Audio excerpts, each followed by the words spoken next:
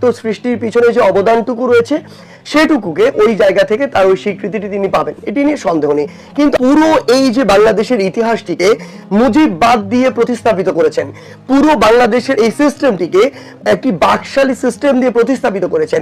এই দেখুন, আমরা যদি আমাদের জায়গা থেকে বলি, আপনি যদি বলেন যে 1952 পর থেকে কিংবা 1956 পর থেকে 1901 মার্চ পর্যন্ত আপনি কোনো একটি বিষয় রয়েছে, এই সময়েরও যে সীমাবদ্ধতা রয়েছে, এই সময় তিনি যে কাজগুলো করেছেন, এই কাজগুলো বিগত 16 বছর যেভাবে মানে পীরের লেভেলে দেখানো হয়েছে, ব্যাপারগুলো কিন্তু এরকম নয়। মানুষের যেমন কিছু ভালো কাজ রয়েছে, আবার সীমাবদ্ধতা রয়েছে।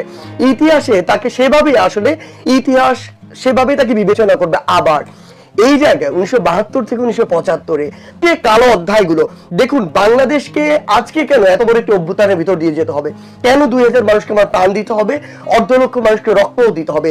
জানুয়ারিতে বাংলাদেশের প্রতি সময়ে সৎ এবং যোগ্য লোকগুলোকে বেছে নিয়ে ওই বাংলাদেশকে পরের 1-2 যুগে বাংলাদেশে একটি অনন্য অধ্যায় নিয়ে যেতে পারতেন। ক্ষমতা প্রীতি, পরিবার প্রীতি, কিছু ব্যক্তি প্রীতি এবং এগুলোর মাধ্যমে আমরা বিগত 16 বছর যা দেখেছি তার একটি বড় চিত্র ওই 3 বছর দেখেছিলাম, যেটি এক পর্যায়ে গিয়ে বাংলাদেশে 1975-এর 15ই আগস্ট ঘটাতে বাধ্য করেছে। ব্যাপারটি এমন, আমি কখনোই বলবো না যে আপনার 8 বিভাগ থেকে 3 জন করে 24 জন দিতে পারবো না, কিন্তু আমি কথা বলবো কারণ এটা অবশ্যই ওই যে নির্দিষ্ট একটি এলাকা, জন্মভূমি বা জন্মস্থান, এটির প্রতি যে আলাদা একটি টানের জায়গা কিংবা বায়াস হওয়ার জায়গা, এই জায়গাটি একদম আবশ্যক, এটা অস্বীকার করার কোনো ওয়ে নেই। এই জায়গায় কোনো একটি বিভাগে যদি আমার 4 জন উপদেষ্টা থাকে, আরেকটিতে অন্তত 2 জন নেওয়া উচিত।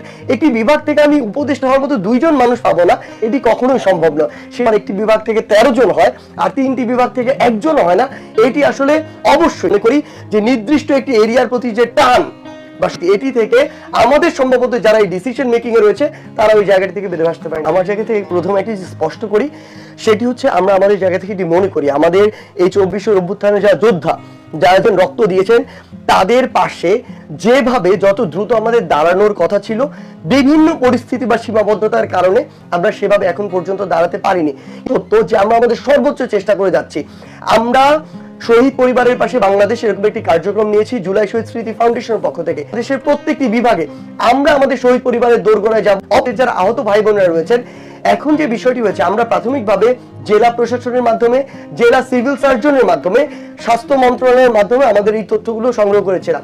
এর কাছে হয়তো একদম গ্রাম পর্যায়ে এই তথ্যটি পৌঁছায়নি, তারা ওই তথ্যটি সেখানে দেয়নি। এক জুলাই শহীদ স্মৃতি ফাউন্ডেশন অফিস রয়েছে, এই অফিসের হটলাইন নাম্বার রয়েছে 16300। তার জায়গা থেকে আমাদের একটি ফর্ম রয়েছে, সেই ফর্মটি পূরণ করে জাস্ট প্রয়োজনীয় যে কাগজপত্রগুলো, ডকুমেন্টসগুলো, সেগুলো জমা দেয় আমাদের ফাউন্ডেশন অফিসের মধ্যে। আমরা দ্রুত গতিতে 1 সপ্তাহের মধ্যে আমাদের যে সহযোগ সেটি পৌঁছে দেওয়ার আমরা ব্যবস্থা করছি।